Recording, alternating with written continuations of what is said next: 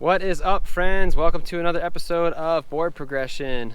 Sorry guys, it took me a while to get this video uploaded. I'm not gonna lie, this video was a struggle. A couple weeks ago I decided to check out the Daybreak Sculpture Garden, which is kind of a skate park. It's more of like a little park in a neighborhood in the west side of the valley, and it's designed to be a community park with skatable elements. So it's kind of like street skating features that are legal, if that makes sense. I decided to check it out because apparently it was designed by Spawn Ranch. I mentioned them in my last video. I think I said Spoon Ranch, but I meant to say Spawn Ranch. But once I got there, man, I had a struggle ahead of me. So when I first got there, the first thing I noticed is there's a lot of landscaping going on, a lot of workers, you know, making the place look nice, doing a lot of lawn cutting and just various landscaping. And the grounds themselves look really pretty, actually. It's like one of the nicest parks I've ever seen. The flowers and the plants and everything are really cool, but you can kind of tell the park was designed more with that aesthetic in mind than skateability. For example, there's wood chips everywhere all around the features that you're supposed to be skating. Fortunately, I read some reviews online of people saying the same thing, so I actually brought a broom to try to tidy up the place a little bit. And then the second thing I noticed is there's huge cracks in the pavement, broken cracks, and the seams in between each pad of pavement are huge. And on top of that, they've got these stone pathways that just kind of cut right through the middle of the pavement where you want to skate, and it just totally kills your speed. Sometimes it even threw me off my board. See what I mean? Holy crap. So that was pretty frustrating. I guess you could argue that that makes it more like a street spot, because in reality, if you're out skating street spots, it's not going to be perfect. It's just kind of weird for something that's designed to be skatable that they would make it more difficult to skate. On top of that, there's like all kinds of playground stuff right next to it, which I get it, like it's supposed to be a park for families to play in and whatnot. But for example, there's like this sand playground right next to a really nice ledge, and sand gets like all over around it, and there's kids running all over it and playing on it and stuff. It's a cool concept, a cool idea, but as a skater, it's like frustrating.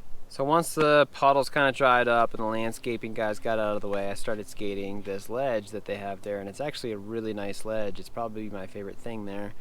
And it's this like 25 foot long marble ledge. I think it's marble. It's like some sort of stone. It's really nice, and I spent way too long trying to get a nose manual on it and 50-50ing the whole thing, just a frontside 50-50. And I don't know why, but those two tricks turned into a battle. And by the time I was done, I had a clip of the nose mani, and I didn't have a clip of the 50-50. My battery died before I even got the shot. And at that point, I was exhausted. It was like 12 o'clock noon, and I completely drank all my water. The water fountains at this place, by the way, do not work.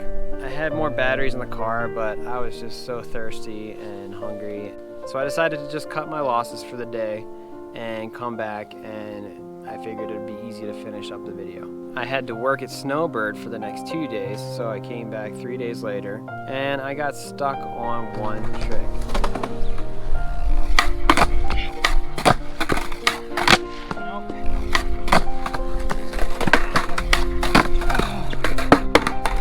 Man, this is harder than it looks.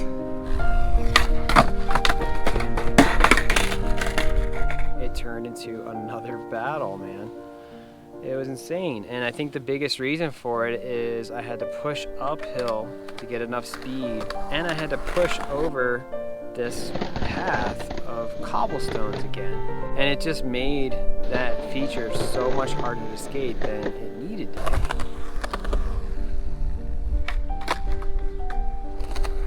Maybe I'm just making excuses, maybe I'm getting old, I don't know. Once I finished that trick, I was actually out of time because my friends John and Jess were coming to visit me in Celica that day, and they had just arrived at the airport. So again, I had to cut the session short. So I figure, all right, I'll come back again in a day or two, wrap up this video, I'll be happy to be done with it. Well, things didn't go quite as planned. I ended up getting sick that night, and I'm still kind of getting over it. It's been almost 2 weeks now.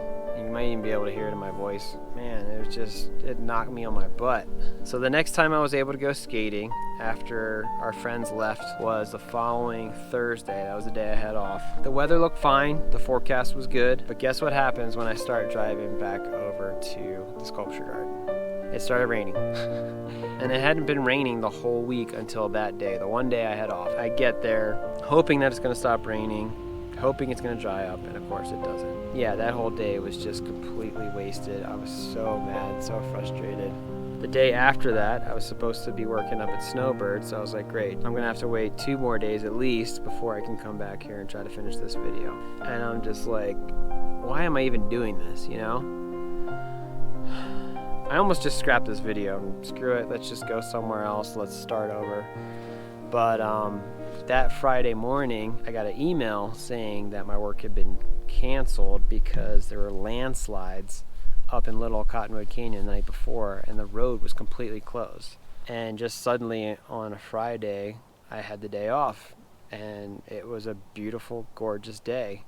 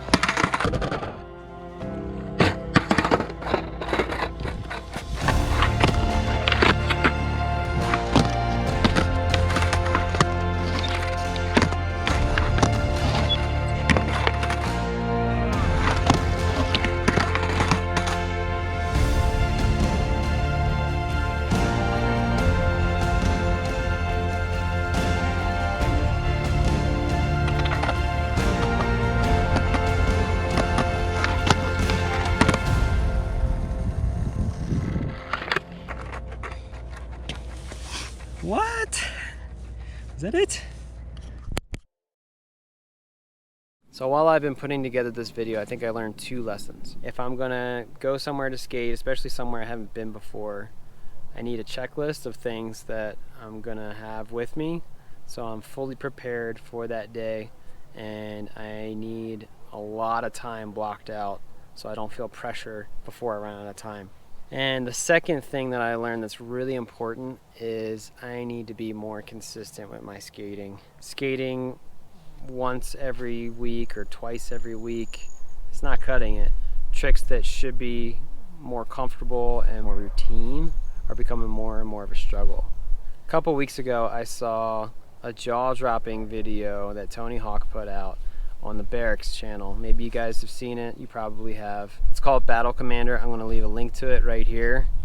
And Tony Hawk, at the age of 51, put together a street part for the first time in decades. I mean, like 30 years probably. He's skating exceptionally well at the barracks, not vert, at the age of 51. And here I am, 36, almost 37, complaining. I'm gonna be 37 in a couple weeks actually. And it really put things into perspective, and it shut me up pretty quick when I saw it. Now I guarantee you, even though he skates mostly vert, pretty much all vert, he's still skating consistently, whether it be every day, every other day. I'm sure he's skating at least 2-3 times a week, probably more. And if I want to be skating into my 40s and 50s, if you guys want to be skating into your 40s and 50s, then we got to be consistent. And that means getting on the board every day, maybe every other day, but I honestly think if you can skate just a little bit every day, maybe not go hard every day, but get on the board, cruise around, do some ollies, even just for like 20 minutes, you're gonna see leaps and bounds a difference in your skating, and I think I will too. This summer I've been working up at Snowbird 3 days a week, and they are long shifts, they're 10-hour days. And on those days I'm not skating, so I'm really just skating once or twice a week. So from here on out, guys, I'm gonna be on my skateboard 6 days a week. I think 7 days is maybe a bit too much, so I'm gonna give myself 1 day off to kind of recover a little bit. But I'm gonna skate Monday through Saturday every single day. And I might only be on my board for 20 minutes some days, and I might be on my board for 2 hours other days. But I'm going to be on my board every day, Monday through Saturday. And I think that'll help with my confidence and comfortability on the board, so that when I do have those 2-hour sessions, it won't feel like I'm starting from scratch again after taking a week off. I encourage you guys to do the same. If you guys are young, if you're a teenager or you're in your 20s and you're still skating, awesome, keep at it. If you're older, if you're approaching 30, or if you're in your 30s, your 40s, whatever, keep at it or get back into it. But take it small, take it slow, and build your way up. I really think the secret to Tony Hawk and anybody who wants to be skating in their 40s and even 50s is keep at it every day and make very slow, steady increments if you're trying to progress, and push yourself just a little bit outside your comfort zone. That's going to carry you so much farther than just trying something really gnarly. Anyways, guys, thank you for watching. I hope this wasn't too much of me talking, but this has kind of just been my thoughts where I'm at in my life, health-wise and everything. I'm in pretty good health. My knees are feeling great for my age, so I think there really is plenty of years ahead of me skating. I hope that inspires you guys, no matter what age you're at, and just keep doing the things you love, but stay consistent with them. And the same goes for videos on YouTube. I'm gonna get a lot more consistent with them, guys. I'm gonna try to get to 2 videos a week. Pretty soon my schedule's gonna lighten up a little bit at Snowbird once Oktoberfest hits. So hopefully that allows me to work a lot more on these videos and crank out 2 a week. I'm sorry for the lack of consistency there. Thank you guys for sticking with me and keep following this journey. Believe it or not, it's been exactly 1 year since Celica and I moved out here to Utah, so the next video is going to be a recap of this past year, all the things I've learned, all the ups, all the downs, and what we're doing going forward for the next coming year. So stay tuned for that. It's going to be a real good one. I hope you guys are having a great August, and I will see you all in the next one. Thanks for watching. Peace. By the way, isn't this place awesome? It feels like I'm in Scotland, or like somewhere where Stonehenge is going to be around the next corner or something. But no, just here in Utah. Yeah, it's pretty awesome out here.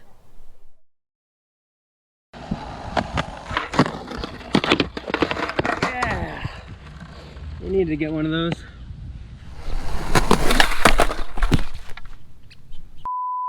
Hey, damn wood chips.